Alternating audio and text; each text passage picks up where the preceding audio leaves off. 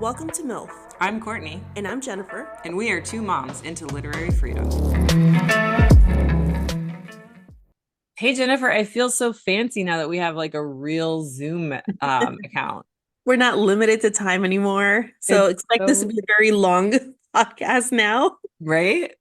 We're going to record for 3 straight hours directly to your ears. You can listen to our voices can lull you to sleep. Right.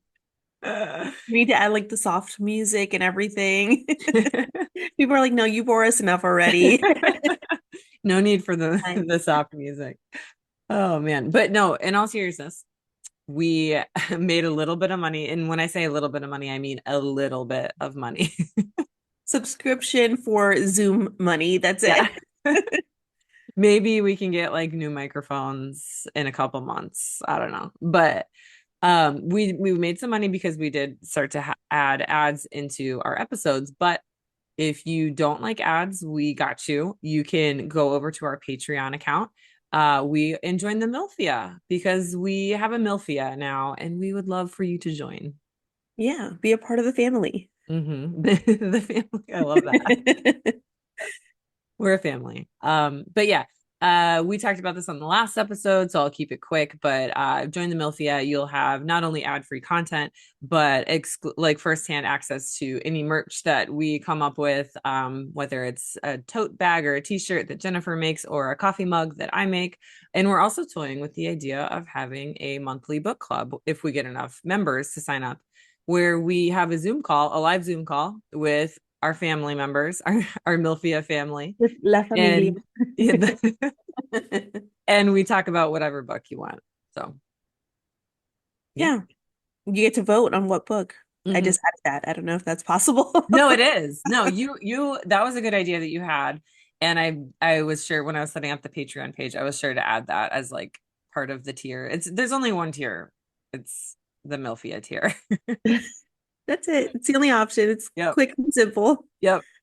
So yeah, go ahead and do that. If you're not into that, you can click that little 30-second button on your listening device and it'll skip right through those ads because they're just 30-second ads. So, but yeah, we actually just got done recording another interview. So earlier this week, we recorded an interview with somatic psychotherapist and certified sex therapist. I got that title correct. Dr. Holly Richmond, and when we were talking about sexual education. So that episode is ready for you to listen. And just a few hours ago, or actually it's more like 1 hour ago, we interviewed young activist and local celebrity here in Flagler, Jack Petos. And that was Yeah. a really good interview, I thought. I thought it was really good. Yeah. There's Hmm. lots of great information he's going to put out Hmm. for actions that we can do. Yeah, so all that information will be in the show notes of that episode. And I think this episode, I'm going to be telling Jennifer about the graphic novel adaptation of Anne Frank's diary. This is the first graphic novel adaptation. I think there's a couple more, but this one was like 2017, I think. Um, and I mean, I think it's the best one because it was it was a project by the foundation that her dad created. Obviously he was the only survivor of the Anne Frank Right. family, and so he dedicated his life to honoring her memory and sharing her story. And so that organization, which I don't have the name handy, but it was like something about the Anne Frank organization. Sounds right. Um, Worked together to create this beautiful graphic novel with these beautiful illustrations that really honors her writing prowess. Like she is an amazing writer, and you'd think, oh, like why are you reading the graphic novel? Like, don't you want all of her words? You're kind of like skipping over the most important part of her diary. But no, like her words are very much still alive in this book. They're just paired with really, really beautiful illustrations. So, Right. And graphic novels are what kids like to read nowadays. So mhm. it's a great way to get kids to read her Yes, her story. for sure. Yeah, I was more just making an excuse for myself as an adult. Who's like, no, I'm not gonna read. I want to read the graphic. And I was thinking about that. I was like, is it because I'm a visual person or is it because I'm lazy?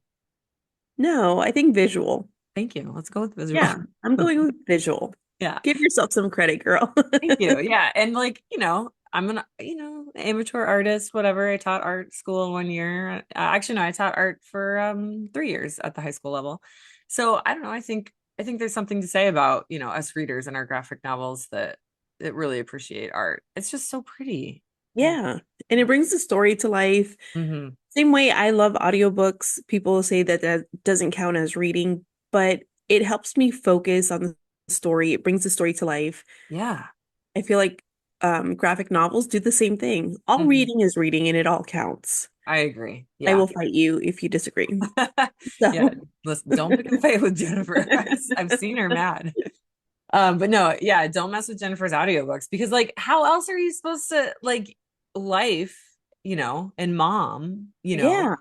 with, and but also like read these books. So yeah, I agree for sure, 100%. But we're gonna try and relate this episode a little bit to, what's going on and why books like this are so important. But before we do that, this book, the illustrated version, but also just the non-illustrated version, has obviously been censored, challenged and censored in districts across the country. Do you know of any, Jennifer? I know that there was a teacher that was fired in Texas. That was in September of 2023, Oh my God. for showing the book in her classroom. Which I mean, not that it matters really, but I mean, I guess it does matter. Like, what grade was it? Does it say? Let me see if I could find that. I was hoping that article would say it. Uh, eighth grade students, Oh my God. definitely old enough to see this. Yeah, that is just ridiculous. I mean, there is so it's also been challenged, surprise, surprise, in Florida by surprise, surprise, Moms for Liberty. Um, Stalker. yeah, Moms for Liberty leader Jennifer Pippin. Was she the one in the three-way or was that someone else? No, she's the one in Brevard who Oh. had the issue with, wait, is that her? I think that's her. Hmm. With the books of like babies and butts, Oh where yeah. if you had them draw like overalls on them. She's the one that had them put overalls on Yeah. the troll She's, who showed his butt. Yeah. she's the one who has a PhD in porn. Oh, okay. But she wasn't in the three-way. That was someone else. Right. No, that was another Moms for Liberty. We don't want to get sued for libel.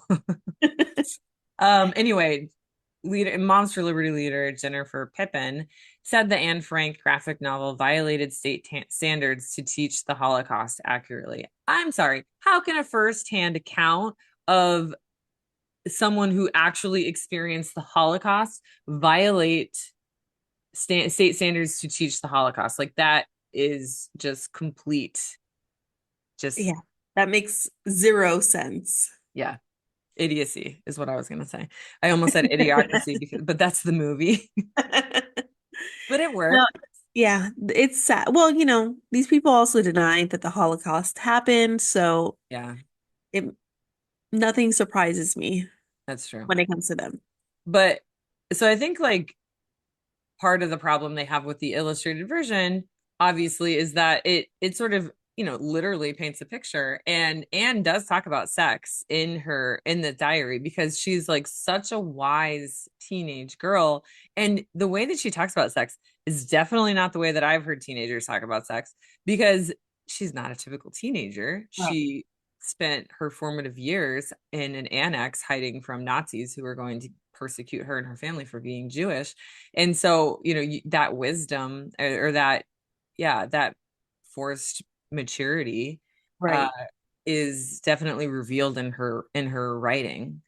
And so the way she talks about sex is definitely, I mean, I read it and I was like, that's the best description of a vulva that I've ever read. Right. Because we just talked to Dr. Richmond about vulvas in our sex education episode. It was all about vaginas. If you're interested, you should definitely go back and check out that episode. But let me It was, let me find the description. yeah, And yeah. Because I think that is an issue that the teachers, one of the reasons the teacher got fired. While you look for it, I'll say what they were okay. having an issue with. Let's see. Eighth grade students were reportedly shown a section of the graphic novel where Frank reflected on her own genitals and wanted to see a female's friend's breasts. Oh yeah, I remember. That seems to be a huge issue for them. Hmm. Hmm. Discussions of sexuality were included in the original written version of Anne Frank's diary, but were edited out in subsequent reprints. Interesting. I mean, because these are my point is these are her words. This is a Right. firsthand account. If Yeah. it happens to also tell you about biology, then so be it.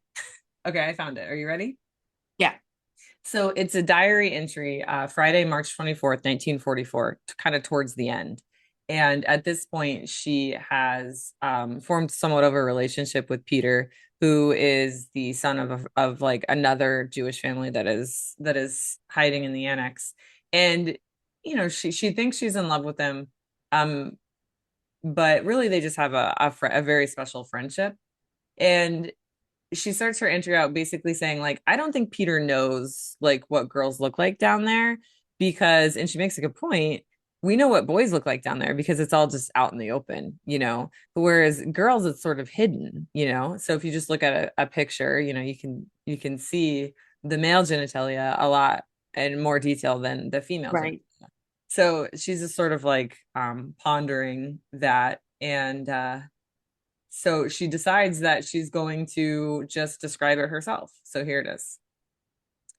How on earth can you explain what it all looks like without any models? Shall I try anyway? Okay, here goes. When you're standing up, all you see from the front is hair. Between your legs, there are two soft, cushiony things, also covered with hair, which press together when you're standing, so you can't see what's inside. They separate when you sit down, and they're very red and quite fleshy on the inside. In the upper part, between the outer labia, there's a fold of skin that, on second thought, looks kind of like a blister. That's the clitoris. Then come the inner labia, which are also pressed together in kind of a crease. When they open up, you can see a fleshy little mound no bigger than the top of my thumb. The upper part has a couple small holes in it, which is where the urine comes out. The lower part looks as if it were just skin, and yet that's where the vagina is. You can barely find it because the folds of skin hide the opening. The hole's so small, I can hardly imagine how a man could get in there, much less how a baby could come out. It's hard enough trying to get your index finger inside. That's all there is, and yet it plays such an important role. Yours, Anne M. Frank. So, I Like mean, it's that's purely biological. right. I don't see like an eighth grader should know this. Exactly. And if they don't, then there's a problem. Right. And maybe this should be discussed in a health class, but I think that that's why books are so amazing because they don't just talk about one thing. And in education, if you can combine topics like such as English and literature, then students are going to find way more relevancy and do much or be way more successful in Right. understanding those that content. And the same goes for history and sex, or art and sex education, right? Right. And in the picture, so I can show you, this is the graphic novel. It's just a picture of Anne, um, showing Peter a picture of just like a bunch of circles. Right. It's not actually anything explicit. And then over here, it's just the male and female symbol. Yeah, it's Um, not super, yeah, it's not anything just because it says graphic in the, graphic novel yeah, doesn't mean it's graphic, like explicit. that's a good Maybe point. they didn't get that memo. Yeah, they think they're taking it so literally. But I'm even trying to find the one where she wants to show her breasts to her friend. There's nothing graphic there. Um, And it's just curiosity, normal yeah. teenage curiosity about your body and what other people's bodies look Yeah, like. That is exactly. so normal. And of course, mom groups like Moms for Liberty are just adding to the stigmatization. I don't know if that's a Right. word, but of sex and sex education, which is what we talked about with Dr. Richmond. But I'm pretty sure that was the main reason why the graphic novel is being targeted way more than the actual diary of Anne Frank. But yeah. Especially if the original work that is now published excluded that, which maybe Yeah, it has. I'm not sure. I know. But I really wish I had read the the original published yeah, diary first and then read this. And I think I did at one point, but I don't remember it. But yeah, I kind of want to go back and now read the diary of Anne Frank just right, and then see. But I mean, it was a group project by the Anne Frank organization, and you know, everything in here reflects her diary. It's very authentic, is what I'm saying. So right. it should Yeah, not be censored. I think taking things out like that changes her story, and Mm, we need the whole story, all of it, not just bits and pieces. exactly. Yeah. Um, when I read this, so Anne has a sister named Margot, so she's older. It just reminded me so much of my girls, like my older and my younger. And because Anne, I'm pretty sure, and I want to be careful with my words here, but like, and obviously I should not be diagnosing anybody, but pretty sure she's neurodivergent. I could see that. I could see like where you're getting, yeah. If you Like read this book, you're gonna we're be not like, qualified to diagnose anyone, but I get what you're saying.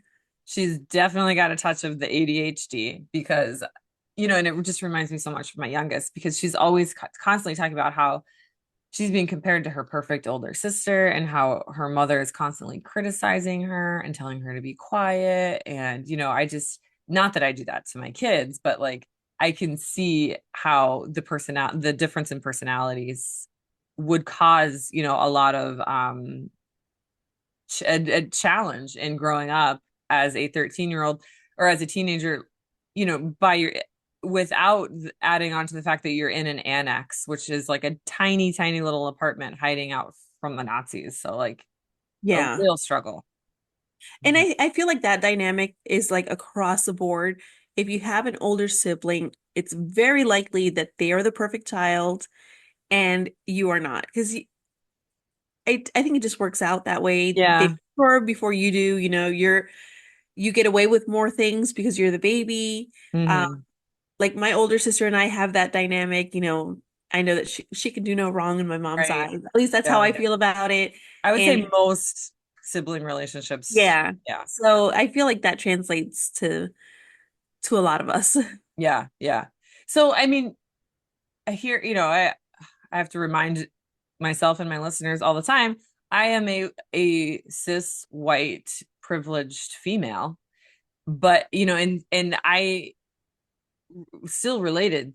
I still relate to all the books that we read just because it's Right, not, you know, it's not necessarily a mirror, it's more of a window. right, But like my point is good authors make their books relatable and it is right. still very, you know, it's relatable in certain ways for sure. And for me it was like, oh, I have a daughter who is like this and I can Yeah. imagine if I, you know, because you know it's important to put yourself in those shoes and think like, hey, how like this could happen to my family. Thank God it hasn't, but like just imagine it and have some empathy. And nowadays, it's not hard to imagine, Right. you know, either being that family or being the family that's harboring another family in, an annex. I could see that happening today. Right. There are And some things happening in the United States today that mhm, is not the same, but we're seeing families being picked up. We're seeing groups of people being targeted, and it is, to me, leaning towards a very similar outcome if we yeah. don't put a stop to it soon. And I'm so glad you said that because that's kind of like where I want to steer the direction and the Holocaust obviously should never be compared to any other event because it is its own, Right. you know, event in history as a, you know, of immense tragedy and human suffering that took the lives of over 6 million Jews and more. And millions of others in the war. And I think honestly that number might be wrong. Like I feel I read somewhere recently where like the 6 million number is much higher than we think. But that's just the number we were taught. Right. Um, so but this is all to say that like we're not saying that we're living in a Holocaust. Right. That would be extreme. But it's important to reflect on the past and compare it to what we're seeing today so that we can prevent another type of Holocaust from occurring. But I do want to talk about that. And so when you said, we're kind of seeing some parallels here, did you see the Instagram post of Trump's face hanging from the Department of Agriculture, the huge. Oh no, I didn't see that one. So it's the USDA building, US Department of Agriculture building. At first, I was like, is that the library? Because it like looks like it's a beautiful like government building, and it's just like a huge banner of his face just hanging from. And so that's to me very Hitler, very dictatory, Right, and all the other things that you said, such as the illegal kidnapping and unlawful deportation of people without due process right. into things that are concentration camps. Because if you break down the word concentration camp, I mean, But Secot. it's CCOT. It's a high concentration of people in a small place, because they are brown or they are a certain religion. You Um, also see the parallel in Gaza yes. and what's happening there and how they moved everyone into these restricted areas. Same thing. I mean, I see it's not just here in the United States. We're seeing it a lot across Hmm. different areas, and Yeah. it's That. very sad that we don't learn Hmm. from history. We just keep repeating the same mistakes, and damn it, like it's so frustrating. Hmm. That's why books like these are important. Like, Yeah. That brings me to a very good point. I want to show you on page 7 of this. You can see the picture. Um, this middle picture here, right here. that's why that picture you just mentioned was relevant. Yeah, because you can see the signs, like, but instead of the Nazi symbol, it's like Trump's face. Right. But I'm sure Hitler's face was somewhere, but in this particular page, it's just the swastikas. But it Right. does say, I want to read the text that goes along with it. When the Nazis came to power, their aim was to remove the Jews from German society. Even though Jews were less than 1% of the population, the Nazis believed we were the root of all evil. What does that sound like to you? The 1%? Trans people, right? Yeah. Yeah. What I mean, I don't know. I don't have the number off the top of my head, but I do know that like the person, this just reminded me of like less than 3% of athletes are trans athletes. Yet here we are like spending all of our time and effort and energy and resources into preventing trans athletes from existing. Right. And again, not saying that all the trans athletes are going to be rounded up and gassed in, concentration camps. But this is a very difficult conversation to have, but what we are saying is like reading books like this is very important in times like today so that we can say, hey, wait a second, that sounds way too familiar. Way too familiar.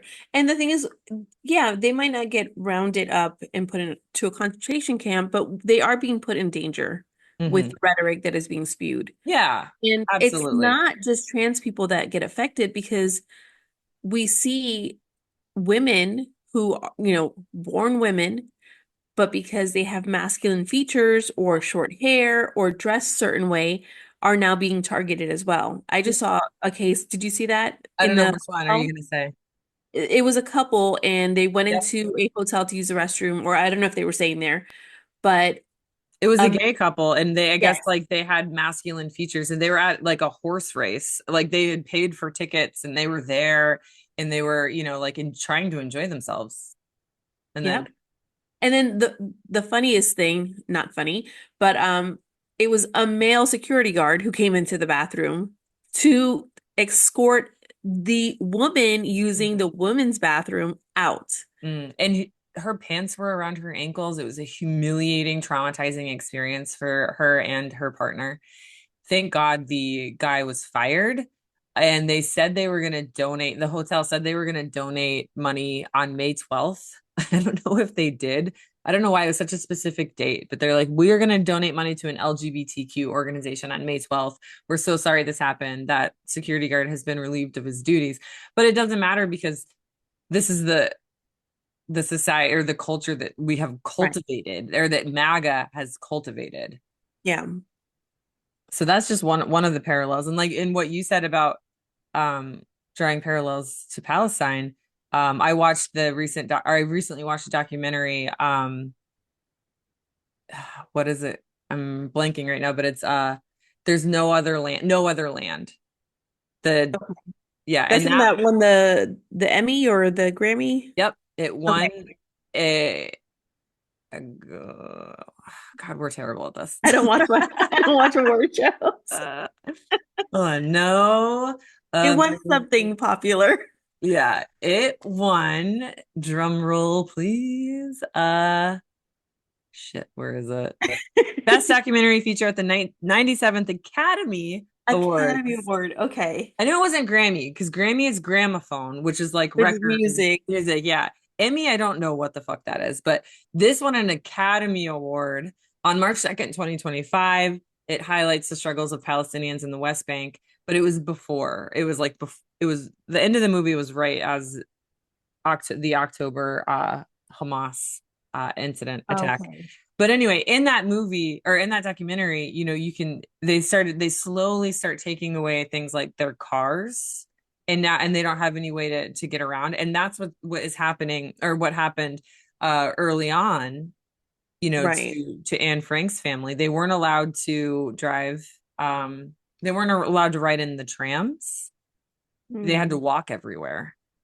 And so that's literally happening right now in Palestine. And again, very complicated conversation to talk about, the Israeli occupation in Palestine, Right. because Jewish people moved to Israel because of the Holocaust.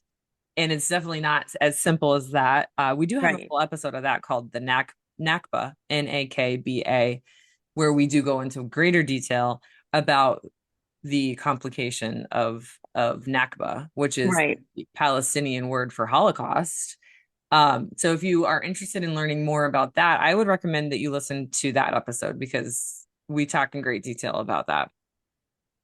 So, but we're just going to talk about the Diary of Anne Frank today. But also, we talked about this with Jack, the burning of any books that have to do with the Jewish culture, Right. or even go Go ahead. ahead. No. Well, he was mentioning the museum, which I've seen pictures of. It's just like you're walking and there's like a window in the floor and you look down and it's an empty library. Uh, Yes. Yeah. Yeah. And so that's where they burned all the books here. And she talks about that in her diary. Um, but also we've read a few books or we've talked about a few books where like not only wasn't just Jewish books, it was any books that discussed gender identity, it was a lot of sexual medical orientation. journals that Mm-hmm. were burned and they had to do with the trans community. Yep. And So, yeah, here it is happening again with the erasure of all the data, or the attempted erasure of all the data on the CDC websites about all the studies that have been done regarding gender identity and gender fluidity. and because part of what they did initially, right, is they went after people who had disabilities or who were part of the LGBTQ community. Yeah. And then they went after the Jewish people, correct? Yeah. Or it might have been around the same time. But what we're seeing that again today, where they are going after people who have autism. Hmm. They're going after people who are trans, and Taking away healthcare from the people that need it the most. right. Mhm. Yeah. So it's So those are the parallels that we are drawing. And also, again, one of the hundreds of reasons why books like this are so important. yeah. Another parallel that you can't deny was on page 38, where it shows a picture of Nazis taking someone away. And Anne can see this from her window. Sorry, it's so blurry. I think if I get really close, you can sort of see. But Yeah, I see it. so Anne can see this from her window. Can you hear my dog barking? Stop it. Shh, shh, come here. And it says, today, Meep told us some terrible news from the real world. She saw her Jewish neighbor taken away by the Gestapo and she could do nothing to help her.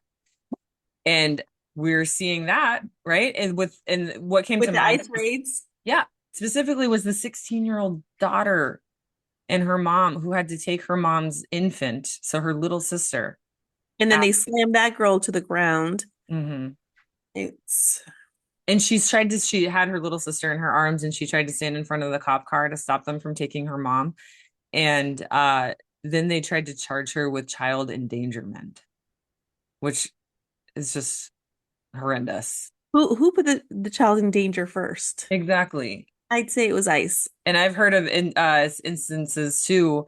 I think a man was unlawfully deported, and his 12-year-old son was just left behind. Oh my God, I just saw that. So Yeah. I didn't know it was a son. I just knew that ICE left a 12-year-old child on the street. And immediately my mind was like, my son is 12. Yeah. I was pissed off, like Yeah. ready to fight someone because the bus didn't let him on the other day because he didn't have his ID. Hmm. And I was like, so you're just gonna leave my kid at school, not knowing if he's got a ride home? Like there's a reason he rides the Hmm. bus, right? Right. Oh my gosh, that's So so I was scary. and he was still at school and I was fuming. Imagine just leaving him on a random street. Oh, the trauma. Like these are babies. Like you don't understand. Like Anne is 13 in this book, and just starting to read at the beginning, like her interest at the beginning it's very obvious that she's a baby. She's a child. Right. Because Yeah, that. and So where's all the, save the children people? Mhm, Like, where are you? Because you were very loud about saving children and you are so silent now that mhm. these children are being put in danger. Yeah, Like it's awful. And a like who 12-year-old on knows? the street who just Yep. had his father taken from him. I mean, hopefully it's a developing story. Well, I'll make a note to sort of keep tabs on that, and also the daughter. Um, I'll keep tabs on because there's a couple stories, like the Andre. I think it's Andre. I'm not sure either I because can't even say the that. Y at the end Yeah. is I not want to Anyway, I want to keep tabs on his situation, on Brego Garcia. I want to keep tabs on the 16-year-old girl and her infant sister, and now this 12-year-old boy. So, I mean, and also I think in the show notes I do have GoFundMe's for some of these people. If anyone's listening and feels the need to donate, I will put those in the show notes too. Yeah, that's great. But anyway, back to the book. I want to read the third paragraph of one of her diary entries that because it just resonated with me. She says, "No matter what I'm doing, I can't help thinking about those who are gone. I catch myself laughing and remember that it's a disgrace to be so cheerful. But I am supposed to spend the whole day crying? No, I can't do that. This gloom will pass." And I think that just is like a really good paragraph that sort of like sums Anne up as a person because she's a really deep feeler, but she's Right. also just so optimistic. Yeah. And it's really hard to be optimistic in days like these. Yeah, yeah. And that's something we need to remember too. Like, we have to focus on the good things that are happening around us so we don't lose hope completely. And it's hard to do. I can't imagine how she was doing that because, Yeah, like, because we're just watching the news and we're like, I oh, know. depressed. I know. I'm like, She's geez. actually dealing with something that's really horrible, living it. I mean, we're Yes, living it, but it hasn't been to our doorstep yet. We're just afraid of it reaching us, but yeah, we're still living our lives pretty normally. yeah. Um, but we're consuming all this media and seeing everything Mhm. that's happening around us, and we're like, this sucks. I Yes, want off this ride. right. Imagine her, like Mm-mm. how she stayed positive is, Yeah. How she stayed positive because in like with the incessant bombs and gunfire and sirens, and not only that, the rotting food in their annex with the sheets and the clothes and the linens that can never be washed, the rats that are, infesting their attic. Like, um, she it this book the adaptation anyway does a really good job at you know, kind of describing her anxiety. And like they show how like they have to give her I think what was it, like valerian root at night to help her sleep, like a really heavy dose of valerian yeah, root. And she wakes up to sirens, and she's constantly packing her getaway bag in case they have to run away. And she does seek comfort in her dad, and like the pictures, which another reason why I love this graphic novel is because it shows her like crawling in bed with her dad and her dad just like hugging her and comforting her, which like obviously you don't get that without a graphic novel, but like the image is just really strong. Yeah. I don't know, I really appreciated that because she does have a special relationship with her dad because she has a very estranged relationship with her mom. Because of the relationship with her sister. I think so. Her I think thing. it's mainly because she's so ADHD, for lack of a better word. And you imagine like raising a an ADHD like hyperactive child in the 40s when they're in an annex where you're supposed to be quiet so that the Nazis don't find you out. Right. She's labeled as like a bad kid. And so It's also the teenage years. yeah. No, there's the mood swings they go Yep. through. It's always a tough Hmm. stage between mother and teenage daughter. Hmm. Even when you come through it at the other side of it, you end up closer than ever. Yeah. But those years are tough. And she did. And so as another thing I loved about this book was the evolution of their relationship. It wasn't at like what you said, it wasn't as like loving, but she just starts to, as she gets older and more mature, she's like, well, I can understand why my mother acted that way because of the situation we were all in. And so she Yeah. kind of forgives her mom for that. But it's still never like lovey like the way she is with her dad. But even that relationship changes because she's sort of mad at her dad for not like helping her through her struggles. I mean, he helped her in the sense of like hugging her when she was scared, but she kind of needed a little bit more than that. Um, so yeah. I mean, it's just a lot of growth on her part, and this adaptation does a really good job at capturing that growth from like 12 to 14. Um, and so more than anything, it's like a book about growing up. Yeah. Hmm. In a really tough place. Hmm. Hmm. Yeah, I mean, I can't see a reason to ban books like these. I I mean, know. I don't see a reason to ban any book, Right. but books like these, it's something that happened. It's something we need to learn about. Hmm. Um, so what? She talked about a vulva I know. and a God. clitoris. Like women have those. Like here's what you have to like you always say, what's the context, but also like what's the rest of the book about? Like, yeah, Right. there's one tiny paragraph where she describes a vulva, but what about this paragraph, which just blew me away? Let's see, page 107. I'm looking at my notes. Okay. So she's talking about this goes back to like how her and her mother see like do not see eye to eye and they have different um I don't know, beliefs, I guess, but she says this is where mother and I differ greatly. Her advice in the face of melancholy is think about all the suffering in the world and be thankful you're not part of it, which, you know, as a mother, I feel like I've said that to some degree before. And then Anne says, my advice is go outside to the country, enjoy the sun and all nature has to offer. Go outside and try to recapture the happiness within yourself. Think of all the beauty in yourself and everything around you and be happy. I don't think mother's advice can be right because what are you supposed to do if you become part of the suffering? You'll be completely lost. On the contrary, beauty remains even in misfortune. If you just look for it, you discover more and more happiness and regain your balance. A person who's happy will make others happy. A person who has courage and faith will never die in misery.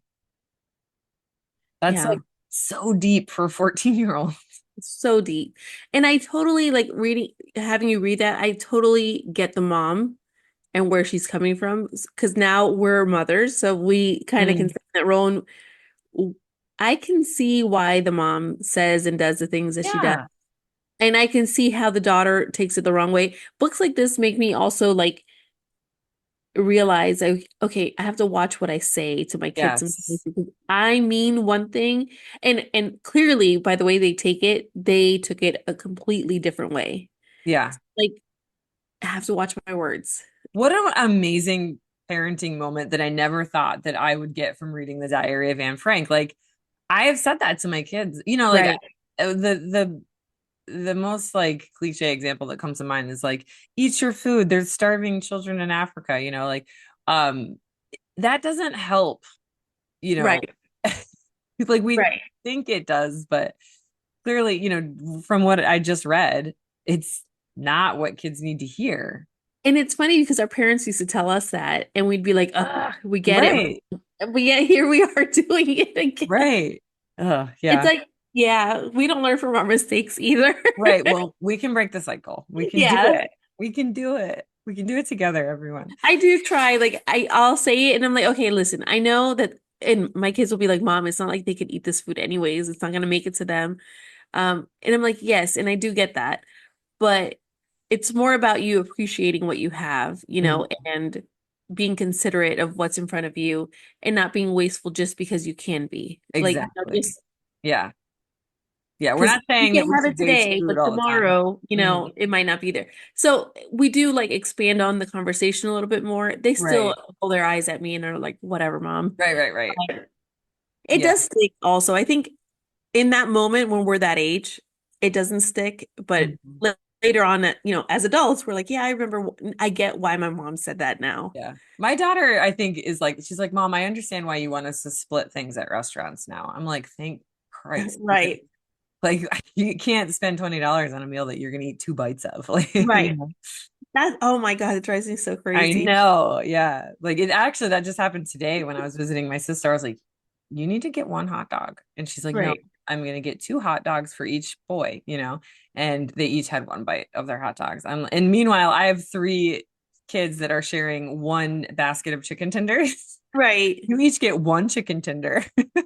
And they won't eat anymore. Like if you buy them each their own meal, they won't finish it. My kids are finally at the age where they eat more, Hmm. but sometimes I'll be like, listen, you just had a bunch of snacks at home. You're not going to Hmm. eat a full course meal. Yeah. Have an appetizer. Order from the kids section still, Yes. But Yes. then now they're like, oh, I don't want to do that, because I'm a teen. And I'm Yeah. like, no, Oh. do it because I'm not paying $25 for No. this.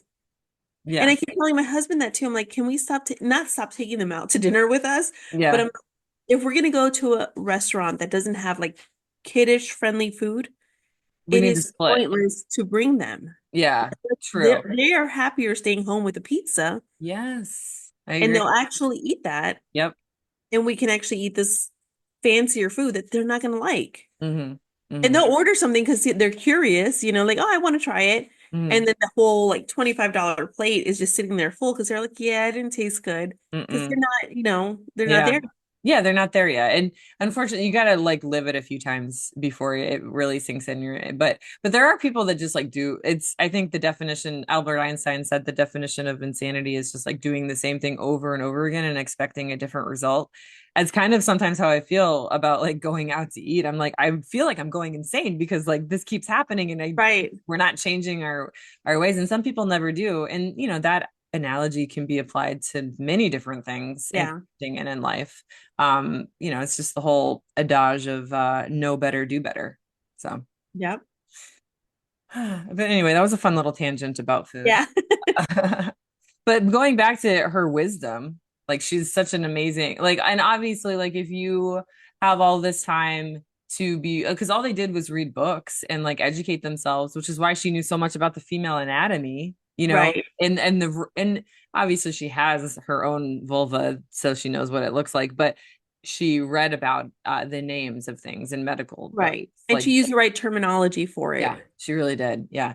But in addition to becoming really smart, you have a lot of time to reflect. And so here's her reflection on war. And her diary's name is Kitty. I should point that out because instead of saying Dear Diary, she says, Dearest Kitty, as you can no doubt imagine, we often say in despair, what's the point of the war? Why, oh, why can't people live together peacefully? Why all this destruction? And I'm like, yeah, I'm right there with you. Tell me why. She goes on to say, there's a destructive urge in people, the urge to rage, murder, and kill. And until all of humanity, without exception, undergoes a metamorphosis, wars will continue to be waged, and everything that has been carefully built up, cultivated, and grown will be cut down and destroyed only to start all over again, which Mm. is really sad and pessimistic, but also like really true. Yeah. I mean, it's accurate. Hmm. And this She is was a time. young and she nailed it because we're seeing it. Hmm. This next part is really sad because this is sort of like at a time where she's sort of feeling down. But she's reflecting and sort of growing up. That's part of growing up is accepting that the world isn't all sunshine and rainbows. And she goes on to say, I've often been down in the dumps, but never desperate. I look upon our life in hiding as an interesting adventure, full of danger and romance, and every privatation as an amusing addition to my diary. I've made up my mind to lead a different life from other girls and not to become an ordinary housewife later on. What I'm experiencing here is a good beginning to an interesting life. And that's the reason, the only reason, why I have to laugh at the humorous side of the most dangerous moments. And obviously, Made me so sad to think that she was thinking of her life and like what she was gonna do in the future, and she didn't get that. so That sad. is, yeah, Yeah. And that's pretty much the like, or that's the end. Because, Hitler's assassination attempt occurs sort of around that time that she wrote that journal entry. This assassination attempt was actually by a Nazi, which I feel like is a tidbit that we don't always like remember when we're yeah, talking about this for the 2 weeks that we're taught about this in eighth grade. right. Um, so like a Nazi stood up to Hitler and they tried to kill him, but it didn't work. And again, I know this is like a drastic parallel, but like this is why Republicans aren't filing for impeachment. Like Right. they're afraid. Yeah. And they're afraid because they're being threatened.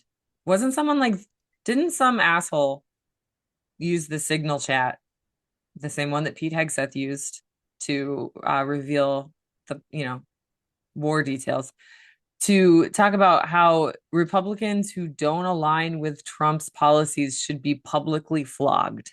Did you not see that?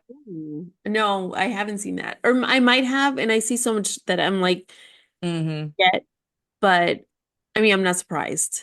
Mm-hmm. I'm not surprised. Mm-hmm. Yeah. I mean, it may have, you can probably argue like, oh, they were exaggerating or whatever. Like, Joking. I'm, that's not something to joke about. Like, if you don't say, oh, vote for what I say, or I'm going to publicly flog you, ha ha ha. Like, And the thing is, with this administration, everything is a joke, yeah, right? Haha, I just said we're just playing, but it's really we're just throwing it out there to see how you react to it, right. Mm-hmm. and see what I can get away with. Do my supporters, do they rally around me and say, "Oh yeah, I like that idea," or will they be like, I don't like that, and then they're like, "Oh, well, it was just a joke," Right, which is I was just playing. gaslighting because then Right, they just do it anyway. It's like, oh, well, I'm not gonna get your support on this, but I'm gonna do it anyway. right. And also I was joking, but I wasn't joking. Like it's just gaslighting. Yep. Yeah. Yeah. Um, Another a final parallel that I feel the need to mention is the lack of due process that we're seeing, which is unconstitutional. And federal judges have said that time and time again that um, you know, these immigrants, if you will, that are being deported illegally because they're not given due process. And had they been given due process, a great deal of them would be able to stay because they are here legally. Right. And that is the same in Nazi Germany. There's no due process. You're Jewish and you're gone, Right. right? Right. We're seeing that. It's not people who are here illegally that are being deported. It's people who are going to their immigration appointment. You go to an immigration appointment because you are doing things the correct way, or you're attempting to do it by the book. Mm-hmm. To show up to your immigration appointment and then be taken from there and deported is Kidnapped. wild to me. Kidnapped. Yeah. Yeah. And it's hard not to draw parallels, honestly, to this. I mean, sure, there aren't any gas chambers right now, and the numbers are, obviously not the same, but it's like we said at the episode, it's important to address the elephant in the room, as scary as that might be, and as hard of a conversation that might be. It's important to have that conversation. Did I mention it here? I don't remember if it was a conversation I had with you or with my husband.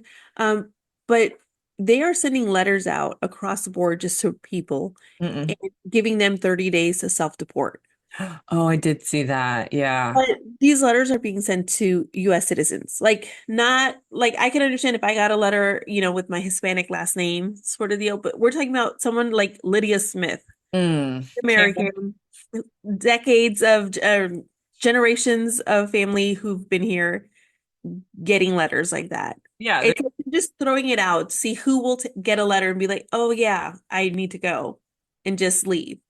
And I'm like, how does that happen? Like, how inept is this administration that it's doing that? yeah. Or are they doing it on purpose just to see what sticks, you know? That's a good question. It's either it's a question of ineptitude or just like extreme like I don't know, manipulation tactic.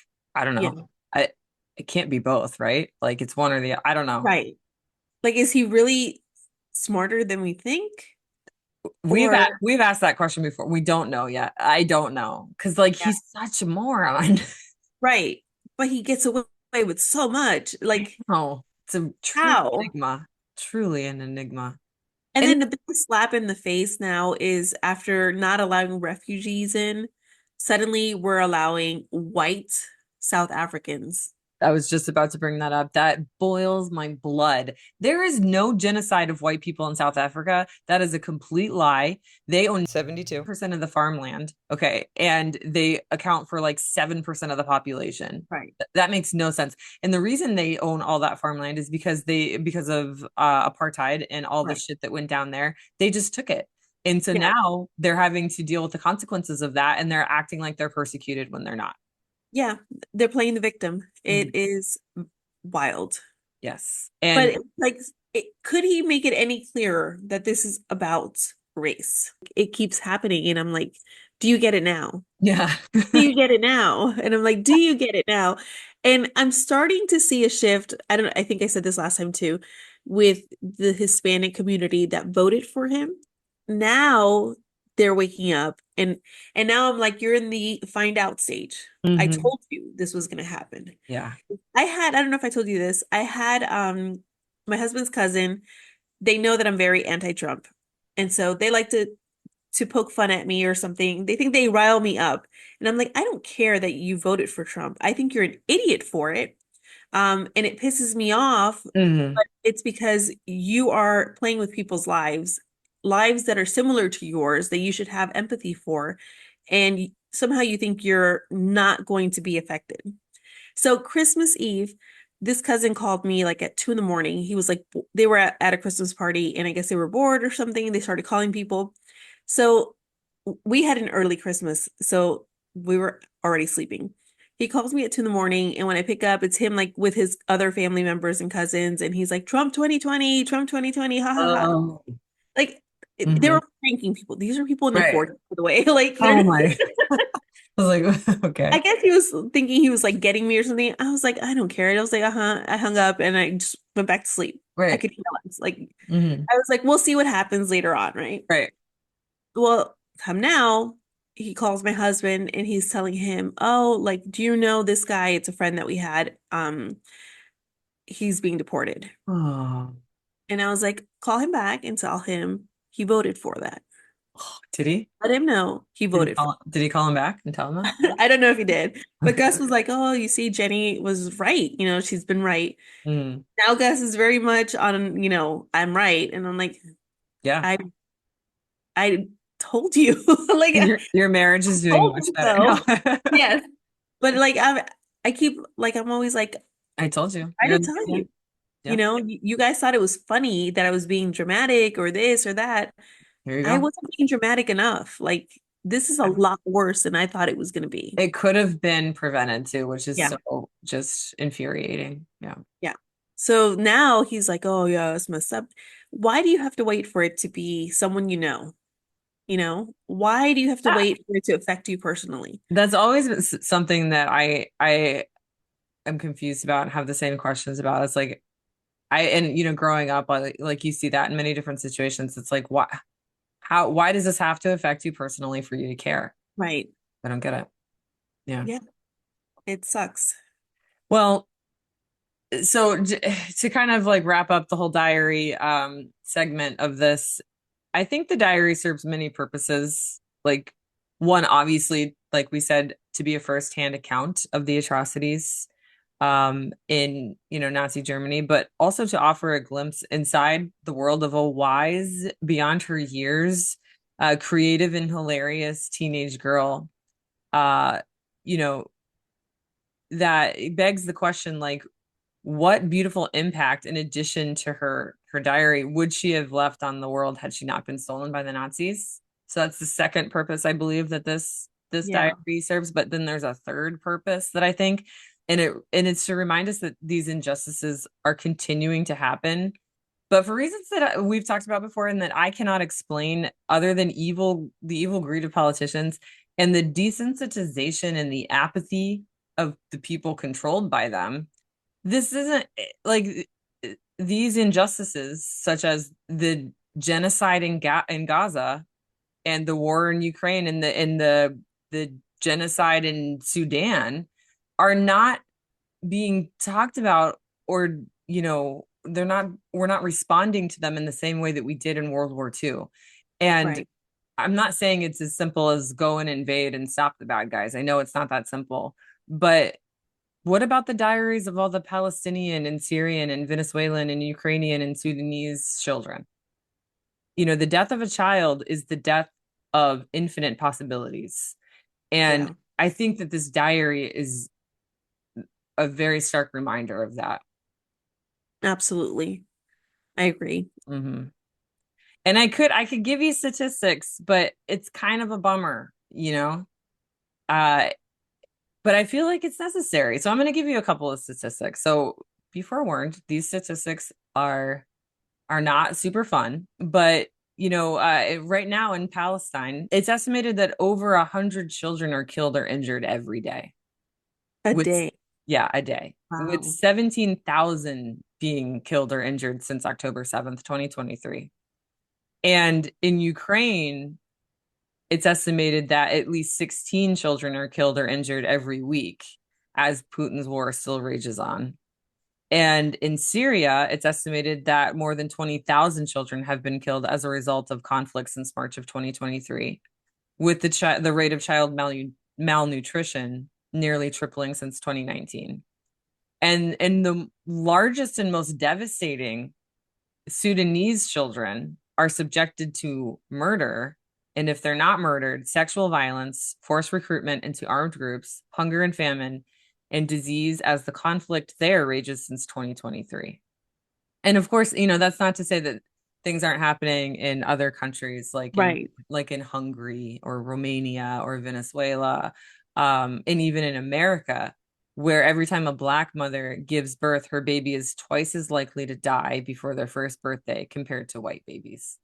So all of these children could have diaries like Anne Frank, but Right. if they do, we're not going to read them, or we're not going to uplift them, which is why this one is so important to protect and to uplift. That's a lot of children that are not with us anymore. And where are we? What are we doing for them? Nothing. We have done nothing to prevent this from happening. We are not doing anything still. Hmm. Well, I think we're doing something, just not the right thing. Right. Conversations like Jack are so important, and Yeah. conversations, and Gen Z for Change is such an important group that hopefully will be the future of change in the digital movement that he was describing, because things are so digital now, and Yeah. it's hard to ignore the things that are happening all around around the world. Yeah. So Yeah. Man. should we end with like a happy story, a 5-star story, or Do you have one? I don't. I think we can find one. Hold on. Okay, I found one. This is from on Instagram. It's like a collaboration post from Dear White Staffers, the 5051 movement, resist, rise up, and more. And it is college graduates walk out as MAGA Republican governor speaks. And it's just a video of everyone getting up and just like walking out as he stands up to talk about I don't know, who the hell knows. So, I mean, you know, it's kind of it's cool to see like the young people being like fuck Yes. this, like we're done. We're over it. Yeah. So, I love that they're doing that. And I did see a few videos of that, and someone made a comment and it said these are the kids that had their high school experience ruined by COVID. right. And Yeah. now they have their college graduation experience ruined by MAGA. having these people as the speakers. But Right. kudos to them for doing what's Hmm. right and walking out. Yeah. So What's yours? okay, so I love this one because it just brings me a lot of joy. Um, so I have been hearing about Nashville having a lot of restaurants closed due to ICE raids. Uh, as we know, Tennessee is a very red state, so but one of those restaurants apparently is Kid Rock's restaurant. So it is reported that a Nashville restaurant owned by MAGA musician Kid Rock reportedly closed over the weekend to avoid the Trump's administration ICE raid. Nashville Scene reported that Kid Rock's Big A Honky Tonk Rock and Roll Steakhouse in Tennessee shuttered after employees unauthorized to work in the U.S. failed to show up for work on Saturday, and those that had turned up were told any undocumented workers should leave the premises to avoid getting caught by ICE. Wow. So, I mean, I wonder I'm what Kid not Rock happy thinks for of the that. raids, but No, I love that Kid Rock's restaurant had a restaurant. yeah, Yeah. because he's a big MAGA guy, and Yeah. And I'm glad that like they were the people that worked there were given like a warning at least. yeah, Yeah. And I of don't think that came course, from. But it also like shows the hypocrisy of yeah, a lot of MAGA. They love to talk negatively about immigrants, undocumented immigrants, but they will be the first ones to employ them, and exactly. you know, well, Hypocrisy at its finest. Well, there were your two 5-star stories, hopefully to help add a little bit of for lack of a better word, cheer to yeah. this episode. Mine, I don't We'll know if it call was it a cheer. five-star story, but I sure made me No, feel good to I see love it. You know, that. that's what we need, things that make us feel good. But in the meantime, don't ban books. Ban bigots.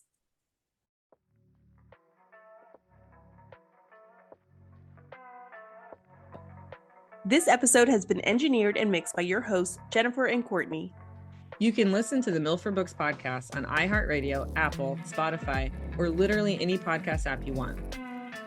If you want to watch a podcast, check out our Milford Books YouTube page. That's MILF, the number 4, books. And don't forget to like and subscribe. Follow the show on Instagram, Threads, Facebook, and Blue Sky at MILF for Books. Again, that's MILF, the number 4, books. But follow us on TikTok at Moms Until Literary Freedom. Thanks for listening.